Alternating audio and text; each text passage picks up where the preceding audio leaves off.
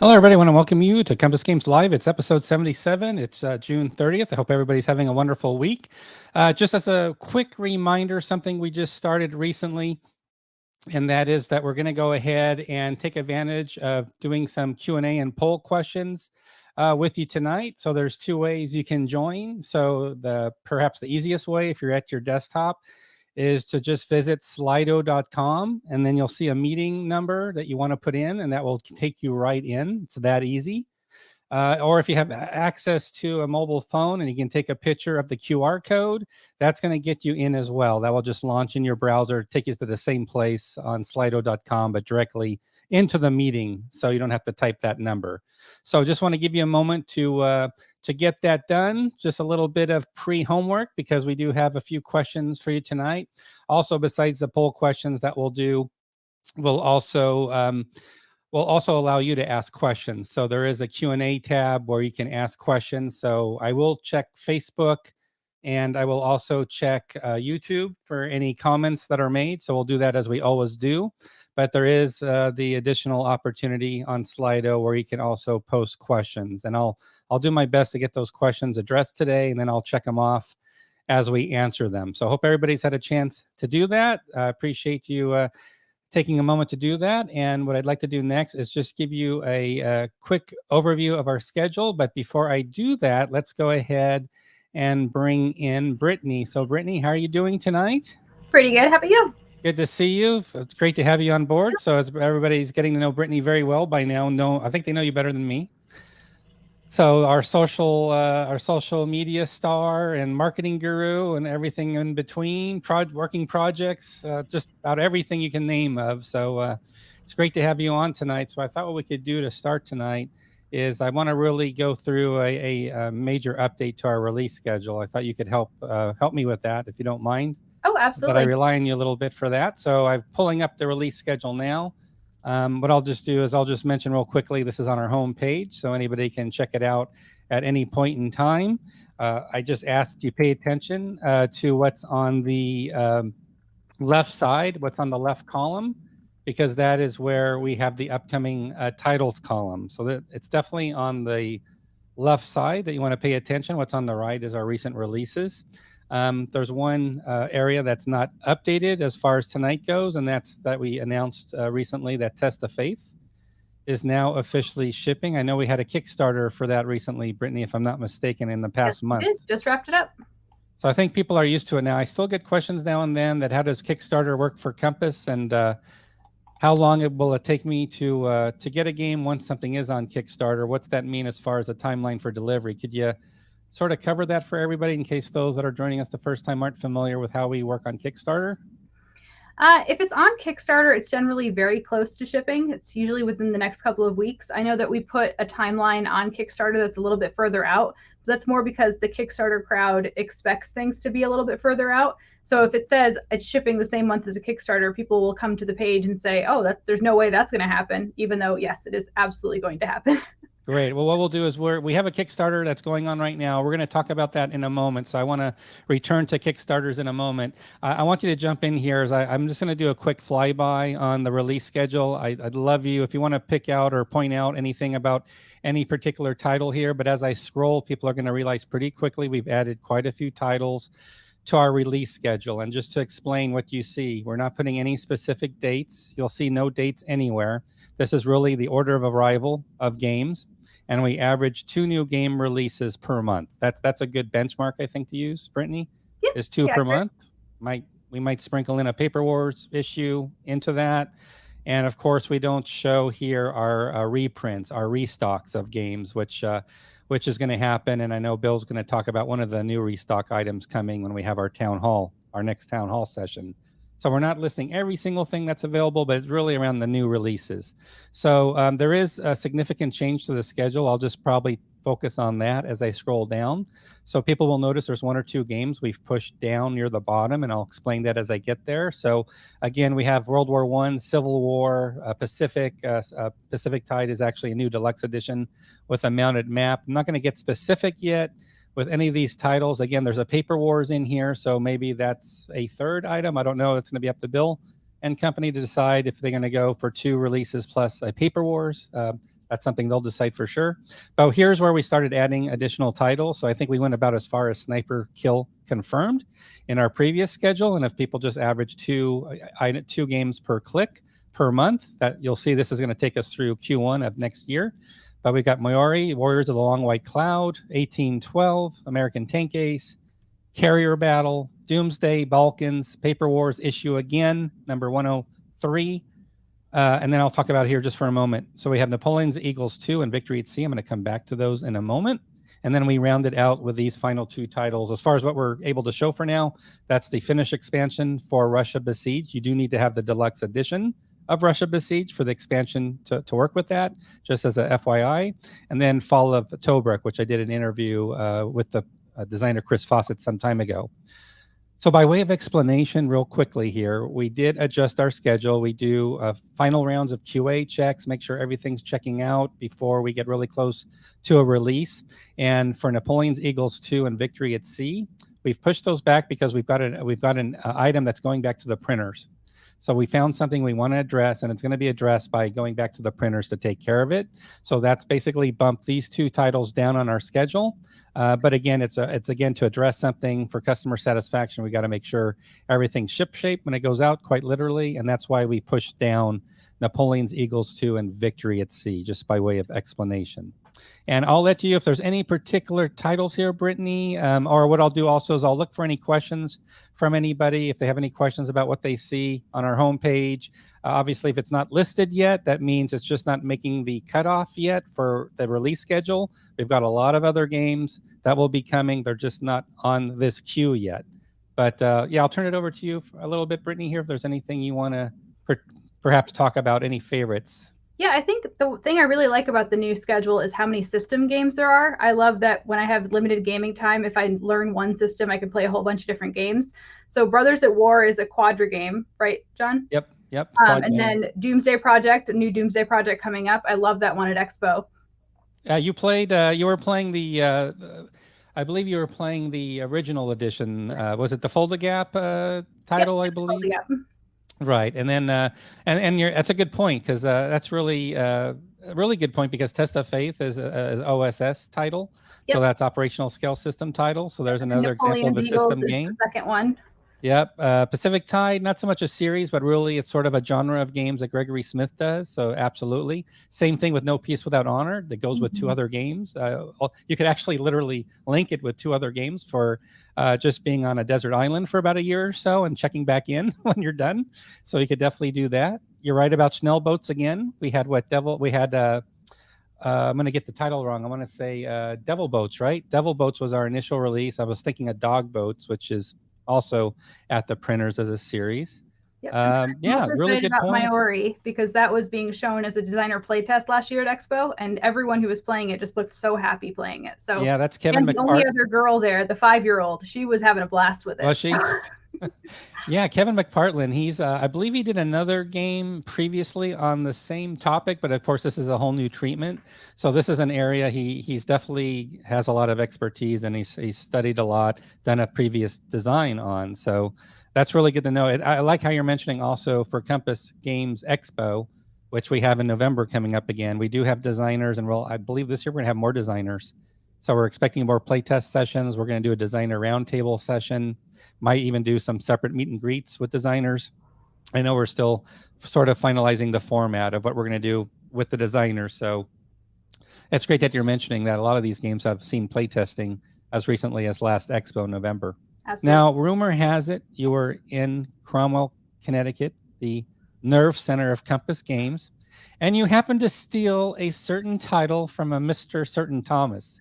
So you must have a particular fondness for 1812 War of the Great Lakes Frontier. So do. I have been wanting that game since before I started working with Compass. It is beautiful. I love the topic. I can't wait.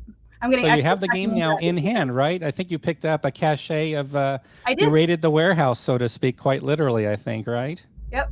My poor little Fiat was sitting a little lower. A little lower. The tires, a little shock absorber issue there, probably with all the mounted maps, probably. Yeah, good point. American Tank Ace, Brittany, to your point, it's another series genre game from Gregory Smith, and I actually for another convention, I play tested British Tank Ace because it's desert warfare, same system. I love North Africa, so I sort of did the same thing as you. I just sort of glommed onto whatever I like. A lot of people always ask every other week that I'm on Compass Games Live. You can rest assured I'm going to get a question about John Southard releases. So Carrier Battle, I think a lot of people are excited about that. You've mentioned already the Doomsday Project series for Balkans. That's hit our schedule. And again, we've got those two titles I mentioned earlier, Napoleon's Eagles and Victory at Sea. Those will come later. And then, to round out Russia Besieged, a few people have been asking, when's that expansion going to show up on our homepage? And same question. I saw the interview with Chris Fawcett on Fall of Tobruk. Looks great. And when's it going to hit the schedule? So thankfully, we've got some of our bases covered, but literally there's still quite a few games not quite on the schedule yet that we're hoping to get to, but we can't do 20 games in 1 month either, right? Nope. So what's your favorite out of the list? So out of that list, would it be 1812 that you've sort of got a sneak peek of, or is there another one? I know you've played American Tank Ace with Gregory Smith. I have. I think I would have to call American Tank Ace my favorite out of that list because I haven't played 1812 yet. That's actually the plan for the holiday weekend. Oh, okay. Yeah, it would either be that or Death in the Trenches, because I just think Death in the Trenches is just the most clever thing. Like, they just manage so many different aspects of history, and it's so simple and just beautiful. The new Atlas overview, I just did an update, or it's going to be going out, comparing the first and second edition, and to go from a Ziploc bag game to this just like absolutely beautiful 1914 Atlas themed mounted map. It's so impressive. And some good comments coming in. So John Allison's saying something I've sort of referred to already, because we've got a nice problem that we've got a pretty strong, I'd say pretty robust pipeline of products that are even in a finished state, whether they've arrived to the warehouse or not. So John is asking about Sea Power in the state. So yes, I believe that one was already printed. I can't swear if that was received in the warehouse yet. I don't know, Brittany, if you saw it. I don't think it's in the warehouse yet. I don't believe it is. I'm not sure, but this would be an example of, we have other finished products and various stages of delivery.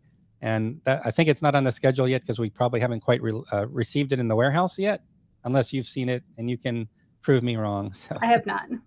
All right. And then everybody, just so you know, it's not a town hall tonight, which would be every other week with Bill and Billy Thomas, where we like to give out that door prize by doing the hashtag town hall.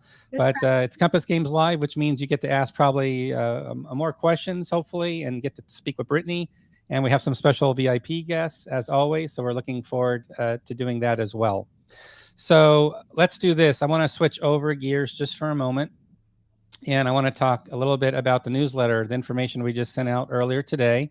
So I want to revisit this Kickstarter. So this Kickstarter, you mentioned Death in the Trenches already. So I'm going to switch over to our Kickstarter page because we have just under 3 days to go. So Brittany, I know you've been doing work on this. I believe an update or two. I think one's already been, at least one's already been posted, I believe. Maybe you can give us a little overview of how Death in the Trenches is looking as our current Kickstarter program.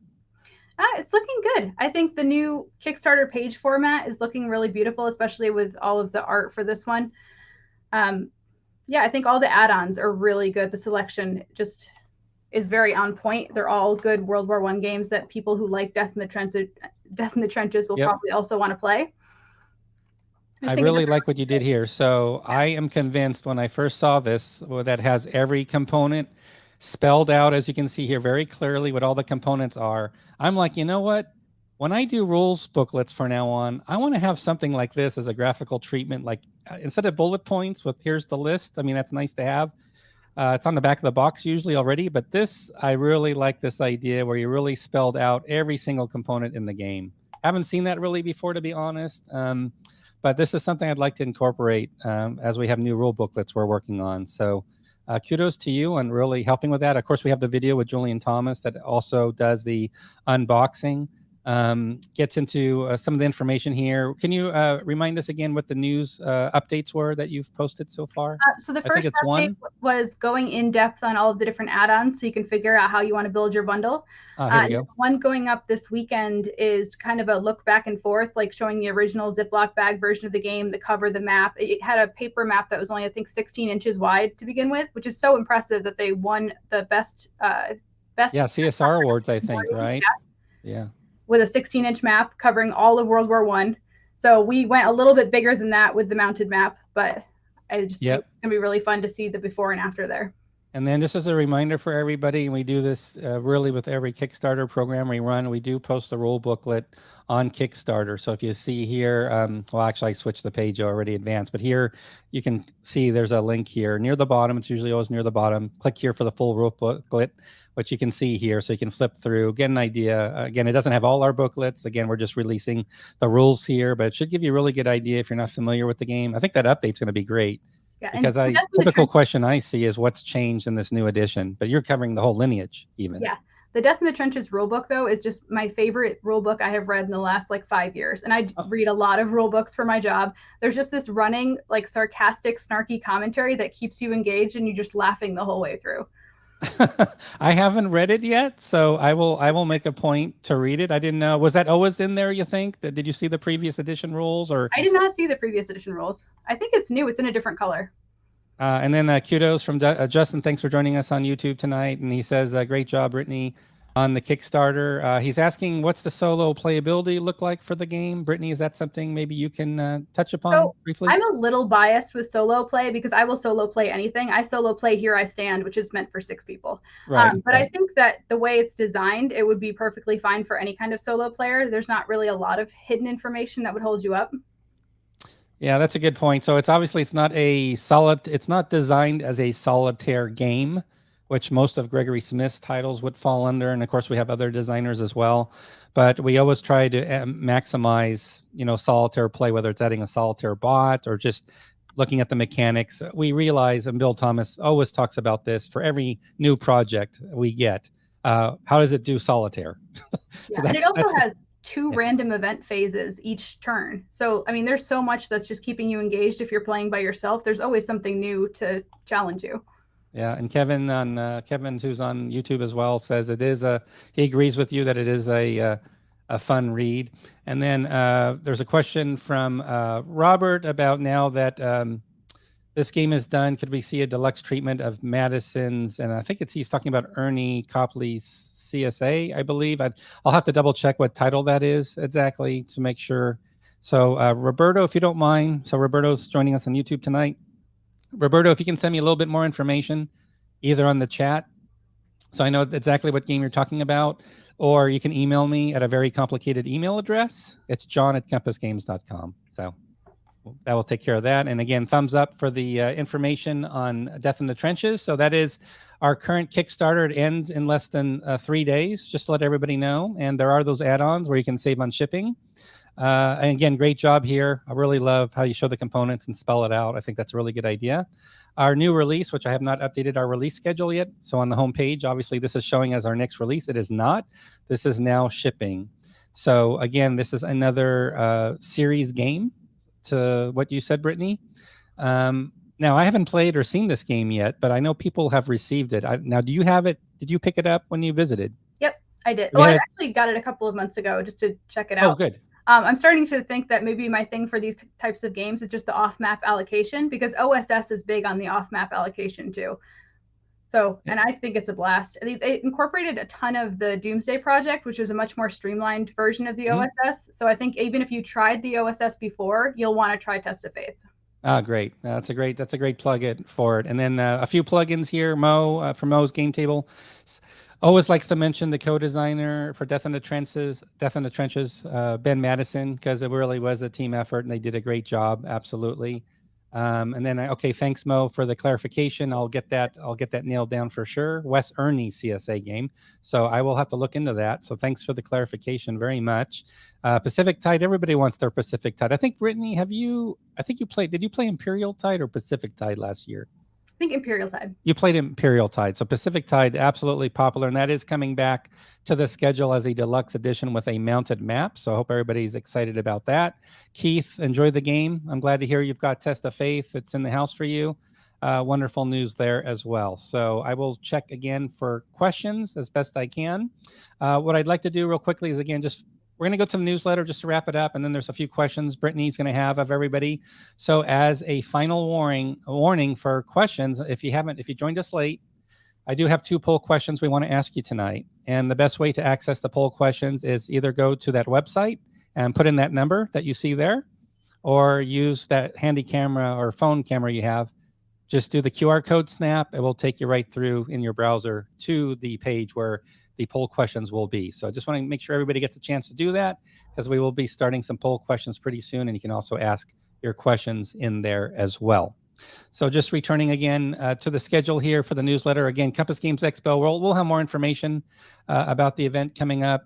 I think, Brittany, if I'm not mistaken, I think you're going to help us a little bit with the events and things we can do to liven it up even more. I'm not sure how we do that, because it's a lot of fun already, but I think we're trying to come up with some new ideas, things we can do that attendees will enjoy, right? Yeah, absolutely. Although I did already take the time off. I already bought my ticket. I'm going for fun. You're going for fun, not for work. Okay, that's loud and clear. So we're going to make sure, I'll make sure Bill does not task you with any jobs at Compass Expo. That is not allowed, for sure. We had our town hall last week with Bill and Billy Thomas, so make sure you check out episode 46. Upcoming game releases, again, we're just wrapping up this Kickstarter, and believe it or not, it is our next release. So we, like Brittany said, with our Kickstarters, it's not 6-9 months, a year, check if financing works out, then we'll print it. This is something that's done, it's been done, and we're ready to release it. So that's why Death in the Trenches is next. And then we moved up, we slotted, I don't know, this came out of nowhere, I think. But now 1862, have you played this yet, or are you going to be playing it? I think you were talking about the game earlier, but I don't know if you're actually playing. I haven't given it a try yet. I've browsed through the rule book, but anything that lets me play 4 different games with one rule set, I am down to try. Awesome. And I believe it's 4 full-size maps. Yep. I read the fine print. I was thinking, oh, these must be folio size, 17, like half maps. But on our product page, I don't have the game yet. You got an advantage on me there, but it said 4 full-size maps. So wow, that would be impressive if that's the case. So it's a full quad game. So everybody, be sure to check out Brothers at War 1862. Of course, we have our Paper War subscription, and we saw the release schedule's been updated with the new releases. We've got that subscriber savings opportunity as well for people that you can find out about.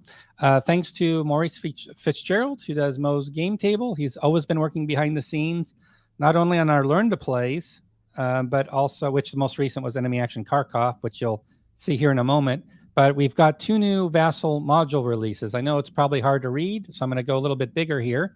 But so what we've got is we've got a Paper Wars for Vassal. It's Hannibal.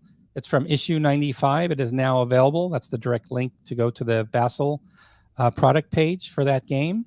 And then by the great late Steve Lesky, we have the late Unpleasantness. So both modules were designed by Dave Deitch. I hope I'm pronouncing that right. It's Deitch or Deitch, but I want to thank Dave for actually creating both modules for us so everybody can enjoy these games through Vassal for some remote-based gameplay. So again, just want to let everybody know this is new. These are 2 new Vassal modules that have just been released. And then we've got a little overview video to learn more about how Vassal works. And as I mentioned, Maurice Fitzgerald works on our Learn to Play series. So you can watch a listing of all game videos. And again, we've got our release schedule. I won't go through that again. Compass Games Enthusiast Group on Facebook is up to over 2,100 members. And here's, I wanted to get to Mo again, what Mo's been doing. He's got here the Enemy Action Karkov, which I think has set a record for Learn to Plays with the most views out of our learning library. I think we've done 8 or 9 at least now. And this one, probably for obvious reasons, being a John Butterfield design that everybody's been waiting anxiously to receive.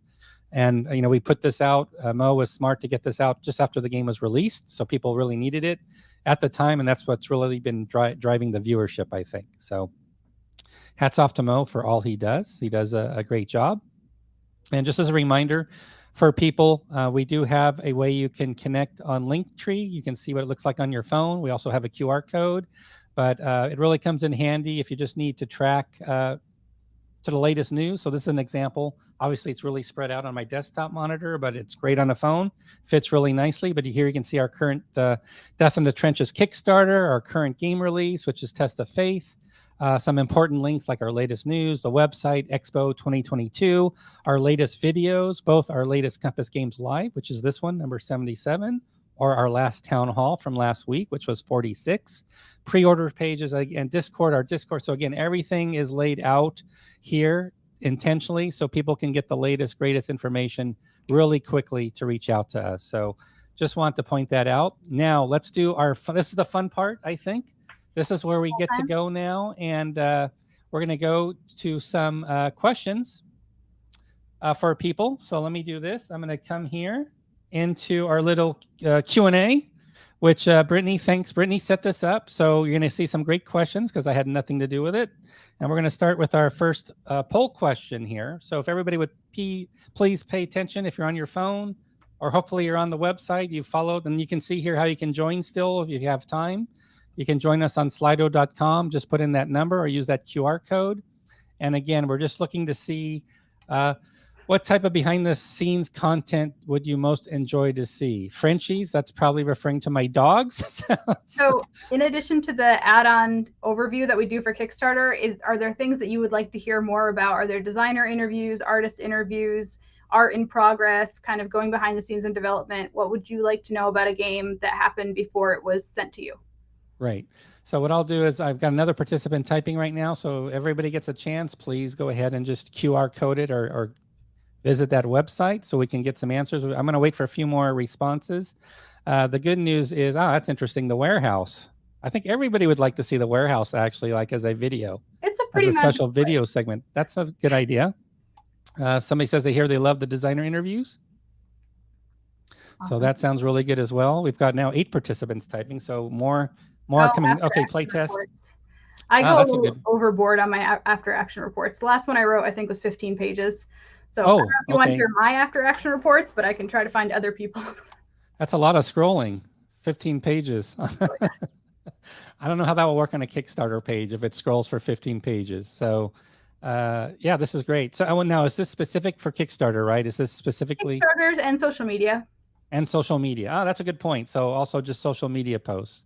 So everybody, thank you so much. We've got 10 people who have already provided answers. Looks like we're trending on people love the idea of a warehouse and even Bill's basement, which could get into privacy laws.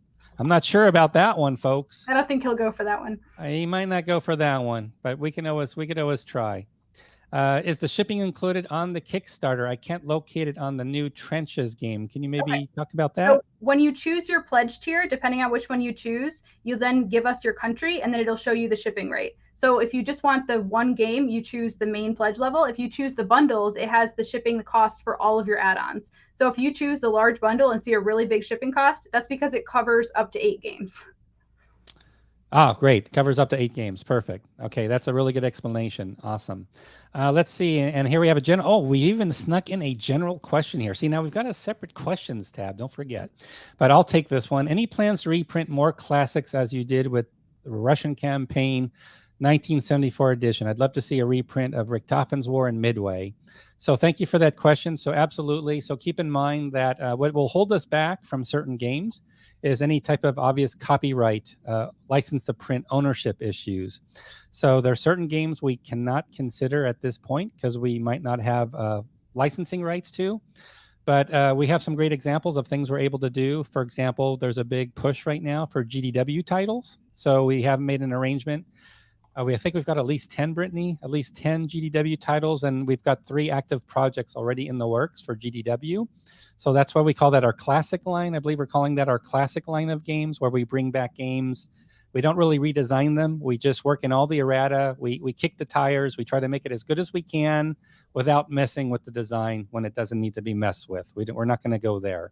But definitely a great question about classics. So yeah, we'll definitely continue to look at doing that. We actually have quite a few active projects, both GDW and a bunch of others that we're doing as well. So thank you so much for your questions on that. I think we have one person typing right now. I love the real-time feedback. You can see at the top, 2 people typing. So let's give it a little time here. We've got 1 or 2 more comments we're going to take, and then we'll move on to the next poll question here. So we're just going to wait a little bit longer. 3 people type. I'm not going to get out of this slide. With regards to the playthroughs, they can get a little tricky with war games. I know it's very common on non-war game Kickstarters, but most non-war games don't take up to 86 hours to play. So on something like Death in the Trenches, you could do a playthrough of a couple of turns, but having someone live stream an entire playthrough of most of these games just isn't doable. I think after action reports are a good middle ground there, and reviews are definitely doable. Okay. Now, when I see this question, good comment here. I would like to see more media posts from Expo. I'm thinking this might be the upcoming Expo, where maybe we do video clips during the event and then we broadcast them on social media. The reason I say that is because if I go, I'm just going to switch gears for a moment, everybody. If I switch gears to the expo page, I just want to point this out as far as media from the last one. And that is check out the photo gallery from 2021. So if you're looking for media as far as still photos, no videos, but still photos from 2021, which is last year's event, I've got a bunch of photos here. I'll admit, I wasn't shy. I stole photos from whoever posted photos while they were there. It's not just my camera. It's Julian Thomas's camera, and it's other people's posts as well. And I tried to provide an explanation for each one as well, where I could, for what you're seeing being played. So lots and lots of stuff there. So I'm going to assume the question might be more along the lines of, yes, next expo. He just clarified. Next expo, I would like to see more pics, maybe videos, probably in real time. I'm assuming they want us to get them up quickly. A new comment also is about playtester reports. Another one about playtest reports. Ooh, playtest reports. I love that. The real behind the scenes stuff. So people want us to pull back the curtain without going into Bill's basement. I think that's sort of what they're saying here. Love to have somebody live stream the Compass Games Expo. Obviously, that's always going to be one of those technical issues. Not sure the network's all that great, to be honest, in the hotel. I don't remember it being super good, but then again, you can get hotspots, and hotspots can do the trick as a way to broadcast. So that's something we can definitely consider. I mean, I've got a hotspot I could bring. Maybe I could do like one of these things from the event somehow. Magnus, thanks for joining us from Sweden late tonight. Really appreciate it. You'd like to know more about enemy action. So I would like to go a little bit deeper on your question, Magnus. We did recently do our enemy action Karkov Kickstarter, and I believe Brittany had one or two updates, or I think, was there a designer interview there? I'm trying to remember what we did for enemy action Karkov. So if you do a search on Kickstarter and you type in enemy action Karkov, you'll see the Kickstarter page, and it should have all the updates that are associated with it. Just the add-on overview. Just the add-on overview. Okay, so Magnus, thanks for being up again with us late tonight. I know it's like 2 a.m. in the morning for you. So we will see what we can do. And again, we've got all these comments that you guys are giving us. We've got them all saved off. They're not going to disappear after this session. So thank you so much for those questions. So now that everybody's warmed up, we had 23 responses. Wonderful. Thank you, everybody, so much for doing such a great job on that question. We're going to change gears and go to our last poll question for today. And again, compliments of Brittany, and she wants to get to know you guys better, and guys and gals better out there. Outside of wargaming, so we know what wargaming is, conflict simulations. Are there any other types of board games you play? And Brittany, I'm going to have you qualify this because I'm not a strong Euro gamer. I don't have that background. I know you do, including RPG and everything else. So please go ahead and this is your question. Take it away. Yeah, any sort of like a Euro game, engine builders, worker placement, things like Catan, Suro, the very like traditional classics. If you play like miniature wargaming, that counts too. If you play RPGs, that would also totally count. Science fiction war games, that works. Abstract strategy games. Sports has come up twice here, it looks like, which, yeah, I definitely, gosh, I haven't done a sports game in ages, but I know they're a ton of fun. Absolutely. Terraforming Mars. I love it. I play it on my phone. I play it on the tabletop. Good game. Formula D, probably one of the most popular sports games out there. Euros, RPGs, cards, no minis. Okay. Baseball. Yep. Sports. A lot of sports in the train series. Good taste. Looks like we have a broad spectrum. This is covering everything, I think, pretty much, right? Yeah. I haven't seen too much miniatures, to be honest. There's miniatures down there, I see. The fourth question down. Okay, here's another miniatures one. To do miniatures, and I say that as a BattleTech gamer. I would do more miniatures, I think, but for me, there's sort of a timing / cost entry standpoint. I'd want to do miniatures, but they have to look really good. I mean, I've seen all the pictures from Historicon and these great, and in the UK, or UK is huge on minis, and they have they've done beautiful jobs, and I don't know if they outsource them and get them done, or if people actually take the time to paint, which I never would have to do, but that's sort of been my gating factor is, I'd love to get like Flames of War or one of those, World War II, or Naval, but I just don't have I'd have to get good looking miniatures to really get into it. I would like to see some of the miniature wargamer, the historical folks, try out the method that a lot of the big wargame or the big mini people are using now. It's like the sun drop. I think that's actually a trademarked thing, but where they come pre-washed, so they look really good just out of the box. And you don't have to paint them. Huh. Which I guess it's expensive, but it would be nice to see some folks try it out. Yeah, I'd probably try it out. I mean, yeah, I mean, if it looks better and it's not painted yet, that's a good starting point, I think, just to get into it. But this is a really, gosh, if I go through all the way to the beginning, we've got a lot of, I mean, this is covering, pretty much, as we just scroll through here, this is pretty much covering the whole gamut, I think. Miniatures didn't score as high as probably some other areas. Twilight Imperium, good stuff. Yeah, miniatures for World War II. There we go. I don't know if that's Flames of War or not, or maybe naval. Tableau games like Telform Amara. Oh, Tableau, is that a concept? Is that what are they called, Tableau games? Yes. Interesting. Okay. Dungeon Crawlers, yeah. Stratomatic for sports. Carcassonne. Computer. I play computer. Oh, okay, computer games. Paradox Strategy. So there we go. So, wow. So this is really great. So thank everybody. This is, Brittany, you've got a lot of food for thought here. Yeah. So there's a lot of options here. Really interesting to see the results. So we've still got people putting in responses. So again, we'll just resource management games, DBA miniatures. I actually saw that here at Constant World Expo in Dallas a few months ago. A nice Ancients setup, which was very cool to see. So yeah, this is great. Minis. There's naval minis for American Civil War. That's pretty cool. Sci-fi minis. I don't know if that's BattleTech or not. There's a lot. 40K BattleTech. Yeah, yeah. So this is great. So I know one more person's typing, but again, we're going to have all the comments left over. So I'm going to leave the poll questions open, by the way. So anybody who's on, you're welcome to answer the poll questions. If you watch the recording, later on tonight, what have you, you can still actually answer those poll questions. And wow, what a wonderful to see so many questions. What I'll do is I'll take some Q&A now. See if there's any questions. So I get to excuse the hi, John. So hi back to you. I must have made an error, so I apologize. I think I set by accident the user identity to anonymous. So usually we like to see who's posting, but I can't really go in live mode right now and change that. So next time I'll make sure I misread the label. I thought I was making it personalized. It looks like I made everything anonymous. So that obviously was not what I wanted. How many joints are in a lid? I do not know how many joints are in a lid. That is a technical question. I do not know the answer to that. Is Brittany a solo player primarily, or does she have a life? Or do you have live opponents, or are you doing live opponents, or are you like on Vassal? No, I don't have a life. I play war games. So I'm primarily solo. My big wargaming room is just like a strip of cushion and then 3 different games that I'm playing at one time. I do play in a Here I Stand league like once a month on Vassal, and then I have a live opponent for Attrition of Souls, and that is it. It is the only war game I've been able to talk my fiance into, but it's progress. There you go. That is progress. And is he enjoying it? Has he played it yet with you? Yeah, he requested it, so I think that's Oh, wonderful. Okay, well, thanks for that question. Again, sorry we don't have attributes for who's asking these questions. I'd love to give you attributes to that. I'll fix that next time. Do we have a production update for Interceptor Ace Volume 2?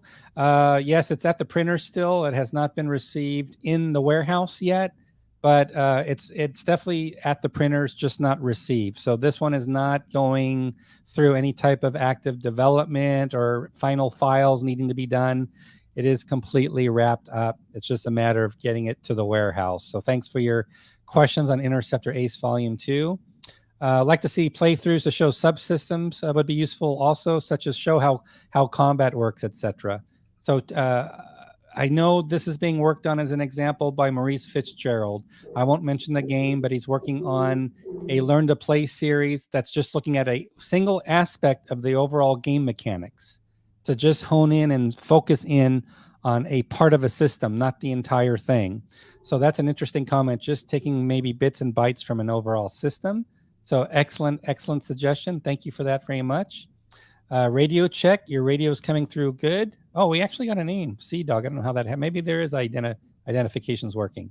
Why don't Wargame Kickstarters come up when you put in Wargame as a search word? That's a good question, Brittany. I don't know the answer to The that? problem there is that while you can pick 2 categories on Kickstarter for the type of game you are, there is no category for war game, which makes it very difficult to find all the different war games, especially because different publishers spell it as war game 1 word or war game 2 words, or it's not part of the title, so the search engine doesn't pick it up. The Kickstarter search engine really only picks up the title and the tagline, so if it's not in there, they don't show up.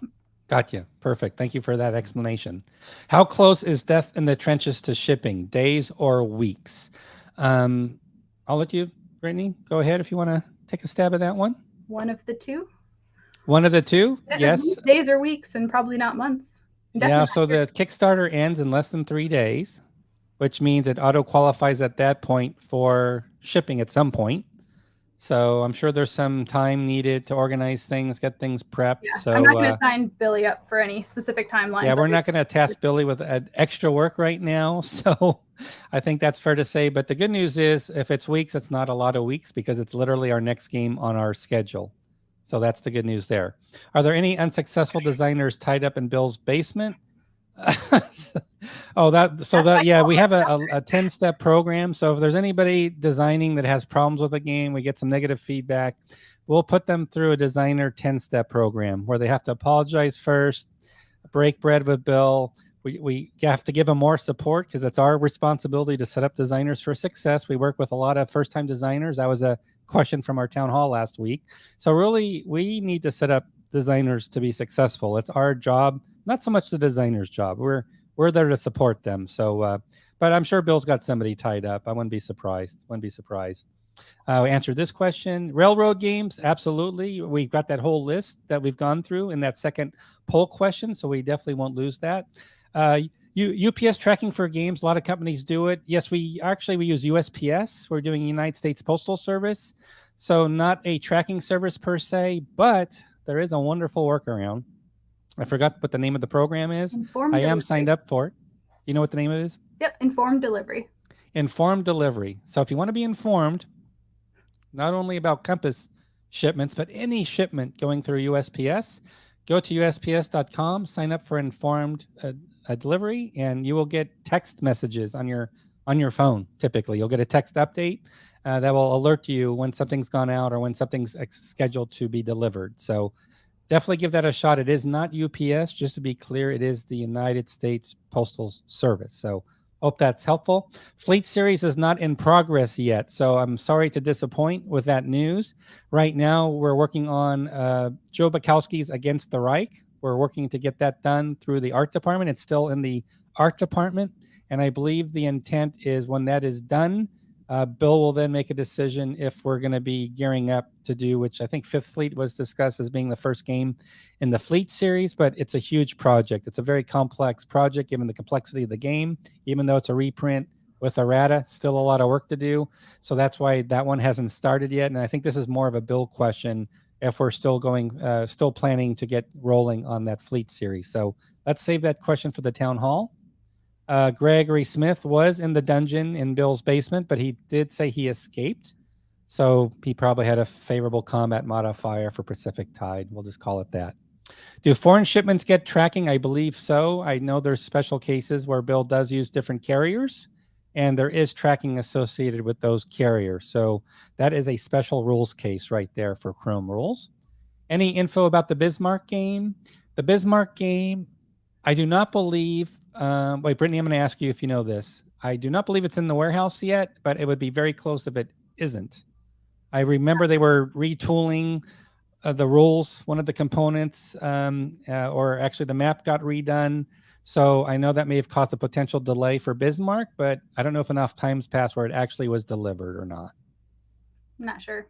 Okay, so I would say the game is done, but not received in the warehouse yet, is what I would say to that one. Unfortunately, yeah, that's the comment of the night right there. Your significant other see, you have to target your own text message, your own phone, not your spouse's phone.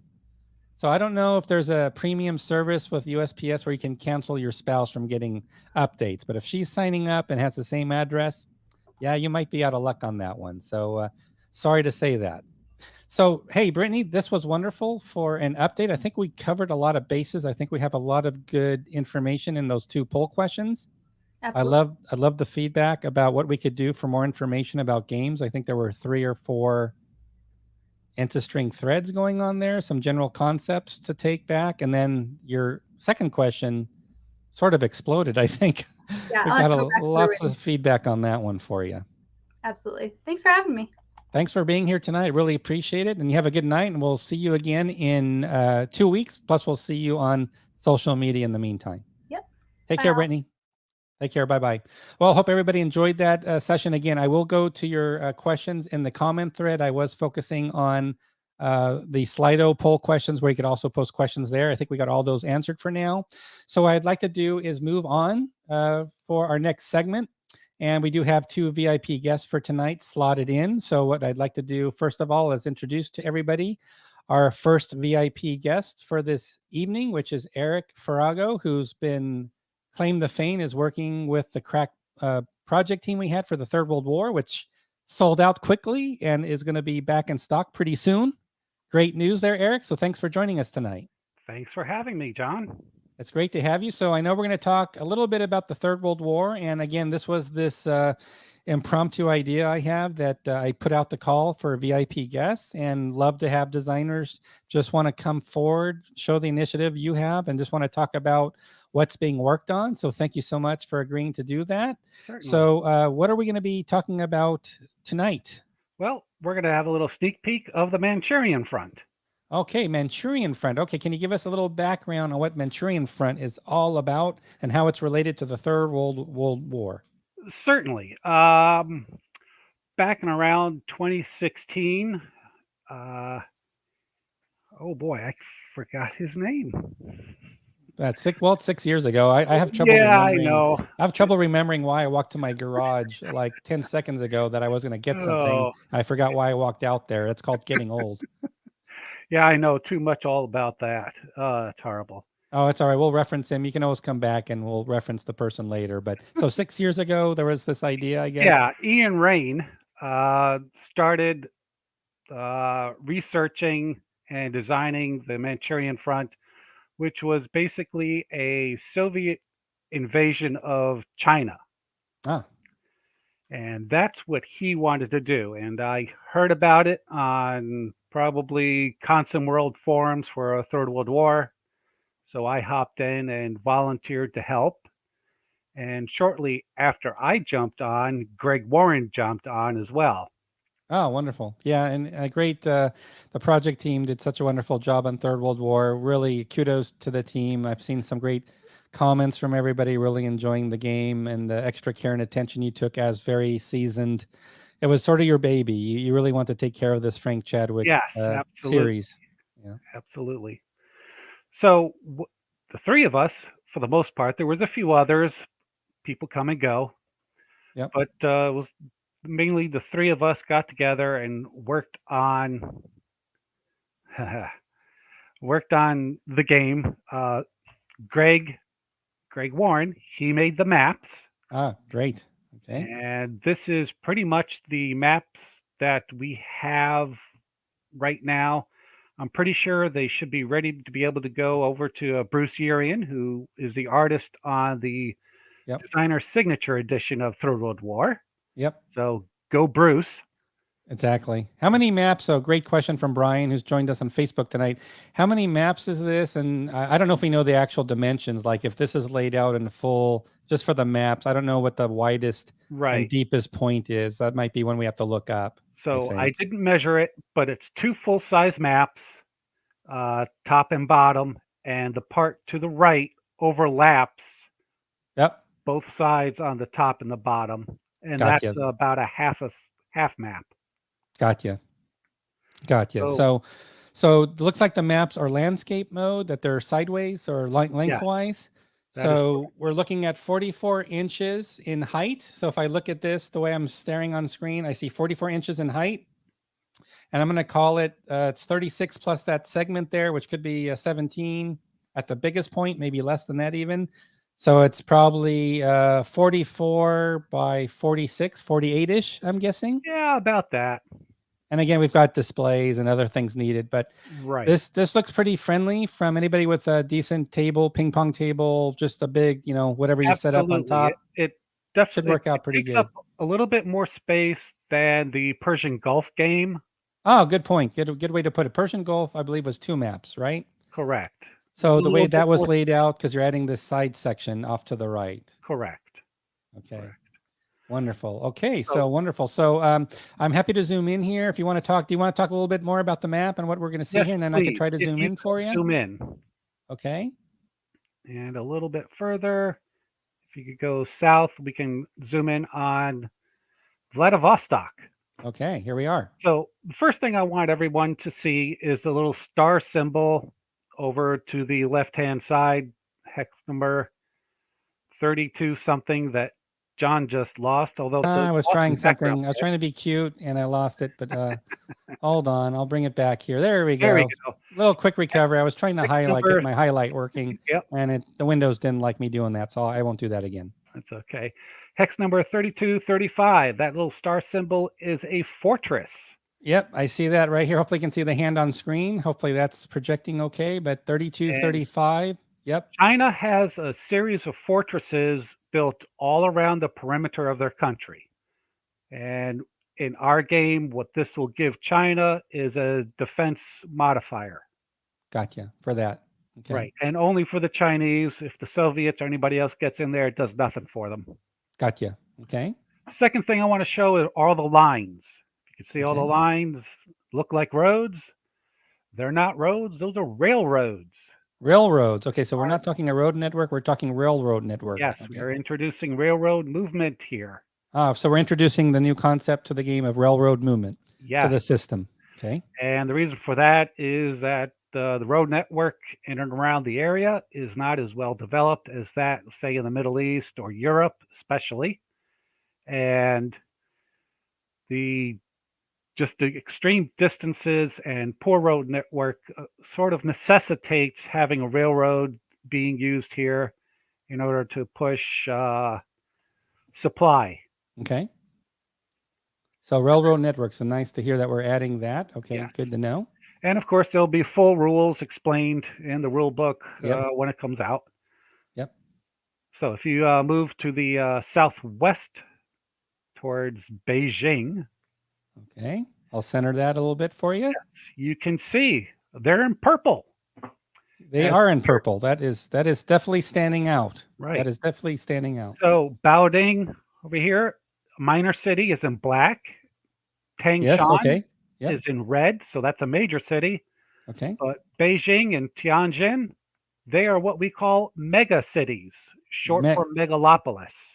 That sounds like a new game term we might be introducing. I don't remember a mega city in Third World War. Because we have introduced it. It's brand new, and our reasoning is that these cities are so vast, have so many more millions of people than all other cities, that it's just a logistical nightmare and a traffic nightmare to try and break through from combat.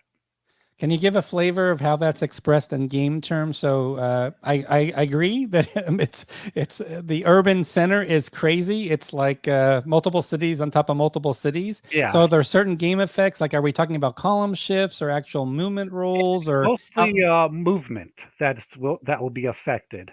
Okay. We haven't worked out all the details yet, Okay. but we're looking at if the major cities cost 1 or 2 movement points to enter or exit, then the mega cities would be 3. Gotcha. All righty. And And then then time next to frame that- wise, I don't think there's a set. We don't have any set time frame, everybody, just to let you know, because we're not going to provide time frames until all the components are done with the artwork. Everything's been submitted to the printers. That's when we actually start talking about release schedules. So that's a new Mr. Thomas rule, as you'd say, because he doesn't want to set up anybody for disappointment or false expectations. So if we try to give you a date, but the design's not 100% done yet, with all the components being done yet, stuff can happen. As you know, I just covered when we started today, stuff can happen for stuff we even receive from the printers where we have to take it back and do something again. So we're not going to talk about any release dates other than just rest assured, Eric's right here working with the team on Manchurian Front, and they're going to take whatever time they need to make sure it's a top quality design. That's going to meet that benchmark that Third World War set up. Pretty high standard benchmark there. Absolutely. So we just don't have any dates to get into for tonight. Correct. Now, to the right of Beijing, you see a little industrial plant? To the right of Beijing, yes, it's right here. I know my hand's showing on screen. I hope it is. That's another thing we're introducing, and it's basically smaller than a minor city. It's basically just an industrial zone. Gotcha. In China, they would have an awful lot of their people, their workers living there. So it's not quite as big as a minor city, but it's still an obstacle. And it will come with its own defensive, you call it a defense unit, but it's not really a unit. Okay. And this is good. This is a very functional map. I know, Greg, you said Greg created this map because it hasn't gone to Bruce Yearing yet. But I like how you guys are thinking just functional design of maps where it's very clear with the red, the red for the major cities, the new purple for the mega cities or metropolis. Yes. Yeah. And then that it's a rail line. So I'm trying to remember from Third World War because I don't have the maps handy and I haven't looked at them recently. So we're saying from Third World War, there were road networks, correct? That is not true. There weren't. Okay, so good. So I was asking because if we did, I was going to assume the rail lines would have to look different if we have road lines in the other game. But since we don't have any, they would have to. Yes. Yeah. So this is the de facto standard for rail lines potentially then. Well, I'm assuming Bruce will make it look more like a railroad and not a road. Sure. Yeah, I mean, I'm sure he'll work with you and the team to whatever we need to do for the artwork. Yes. Absolutely. And then let's see if there's another question in here. The time was maybe around what historical year this situation is meant to take place. I'm assuming it's in the 80s, but I'm not sure. So I'll let you answer that. Taking place during Third World War, as we have set already in the Third World War game. So late 80s. Late 80s. So late 80s. Thanks for that clarification there. Much appreciated. Let's see. I haven't read this question yet. Is Third World War a game system that would work for a mini con? For example, each of the maps is played by a group of people, so perhaps up to 24 or so players. I guess where we're talking about if we had more games released, there would not just be the 4 games from Third World War, but there's Manchurian Front. And then maybe if you want to give a sneak peek, if you just want to talk high level about some of the design work, some of the project work you've got in mind for the future beyond Manchurian Front, that might address Justin's question here. Certainly. Nothing is set in stone. We're still discussing things, but I would like to expand into the Southeast Asia, Vietnam, Thailand area. I would like to expand and go further west. So India and Pakistan would be another good expansion I'd like to do. Mm-hmm. Take the Middle East and go further west, including the rest of Syria, include the rest of Jordan, Israel, Egypt, perhaps as far west as Libya. Ah, wonderful. Okay. Well, that's, I think that addresses the question. Yes. As time goes on and we get more design work done and produced, there could be that opportunity to where we're taking that footprint, making it bigger, covering other theaters. And it's all tied to the same time period around 1989. Same time period, the same systems that we already know. I will say that we have, or at least I've had ideas about expanding into other parts of the world, but those parts, let's say Africa or Central America, might not work well with our current system the way it's designed. It's designed right now for divisions and brigades. Yep. Other areas of the world would probably work better using battalions and brigades. Right, just because of the scale of what's happening. Exactly. Totally makes sense. So that's a good point. A few questions here that are sneaking in. Let me see if I can get them in real quickly. This is just a general question back to when we were talking about reissuing games under our Classic Edition line. So GDW, we are definitely going to be looking at select titles from GDW as well as other other published games that are sci-fi genre. So absolutely, sci-fi is something we're looking at doing. So I just want to get that one addressed. Thanks, kudos from Tales of the Gold Funky. Wow, what a great handle that is. Gotta get that sounds like it should be a shirt or something. I don't know.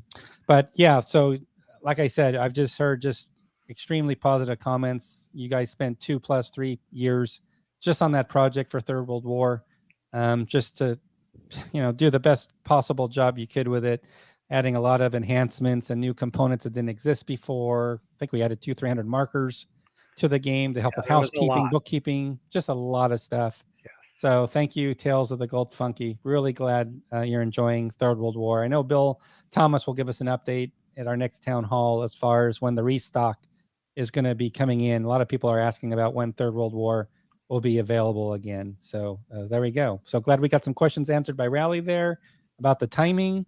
Thumbs up emoji there. I like the idea of filling in the Middle East, going to Libya. Bill is online tonight, so we have a super uber special guest with Bill Thomas himself, who will not let us in his basement tonight, I'm sure. But he is approving. He's working directly with Eric Farago on the Third World War line. So Eric's as you see here, is our main point of contact for everything Third World War, and he's backed and he's working with a great team of people that he's mentioned already. So it's a true team effort, but to ease communications, we just want one point of contact just to make things easy. So thanks again, Eric, for working with Bill Thomas and Bill chiming in on that. John would like to know, have you given consideration to the Philippines? I have. Can you pull up the Taiwan map? Okay, so there we go. How's that for a segue? Was that smooth? Okay, John and John, we have Taiwan. Yep. It's one of the scenarios we're going to include where People's Republic of China invades Taiwan. Yep. It's not an easy scenario to design because, quite frankly, at that point in time, it would have been almost impossible for the PRC to get any sizable force near Taiwan, especially with the U.S. Navy and Air Force nearby. As far as will we expand to the Philippines? Possibly, probably not. There may not be a good scenario there. It may not be. It has to have a good play narrative, or it has to have some type of a narrative to it somehow, right? It does, but also the size forces have to be appropriate to the rest of the series, as in divisions, brigades. Philippines had a lot of problems with where are they? Maoists, I believe, doing terrorist activities, trying to take over their government at the time, probably still are. So they may not be able to play a huge role in any sort of. John has a simple roll to add, a little house roll. Just one roll of the die. Just give me a map. Give me one die roll, one 6-sided dice, one counter for the mushroom plume, and he's good. He's good on the expansion. We got it covered. Not a problem. We can do that, John. No problem. Yeah. Here's an interesting question from Rally, is because you're talking about different scales and maybe really small situations. Okay, I will address that because I am working with another person, Red Rick, if you know of this person. He started one called the Cuban Front, which is a U.S. invasion of Cuba during the Third World War. I hopped on to help him out because he didn't quite finish the rule book, and I went in there and started helping him out. He's on Board Game Geek. Great. Okay. And you can look up Cuban Front there. It doesn't have what I did because I wasn't certain at the time if I wanted to expand the Cuban Front map to include the rest of Central America. I may or may not. I don't know. But certainly the map that we had was an 11 by 17, I believe. And that certainly would work for a very mini game. But I ran into a problem with the U.S. reinforcements because at the time, like last year, we still hadn't finished our own order of battle for the U.S. Because of the Manchurian Front. Gotcha.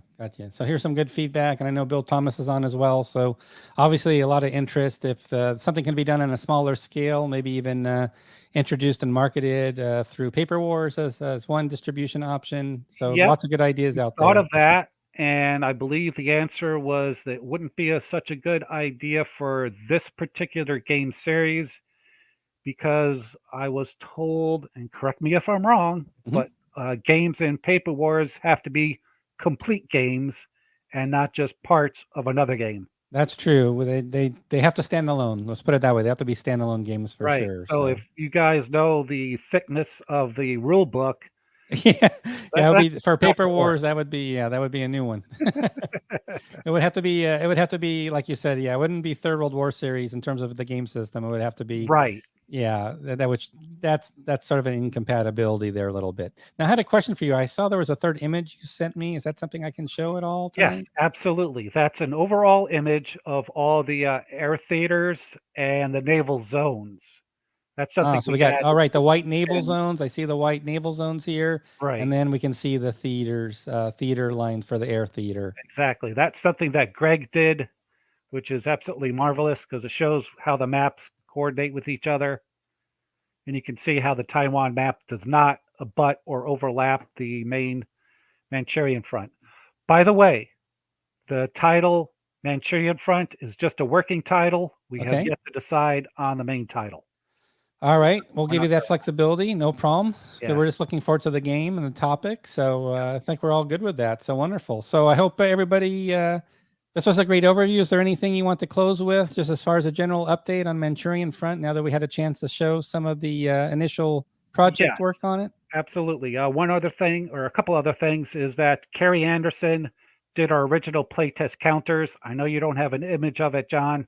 Yeah. I didn't think about that, but he did that. Okay. Thanks to Kerry for that. We have 7 scenarios that we're planning on including in the game. We have the Soviet Union invading China, China invading the Soviet Union, North Korea invading South Korea. Then we have the Soviet Union invading Hokkaido, which is the island of northern Japan.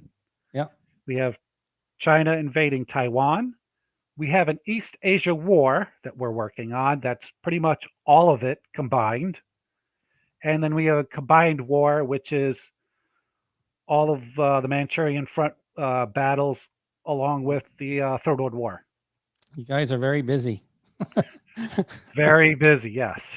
Well, that's exciting. I think Manchurian Front will be very popular. I think the topic's great. Interesting, some of the new mechanics you're introducing. We talked about some of the train effects, some of the new train features already, and there will be some rules to go with that, of course, as well. So very interesting to hear that. I think we'll take one more question for you here, if we can, just to close. Seems like Japan would be a better theater to add versus Taiwan for that time frame. But he's delighted with that add-on. I'm not sure what the scenario would look like a time when Chinese invasion of Japan. Yeah,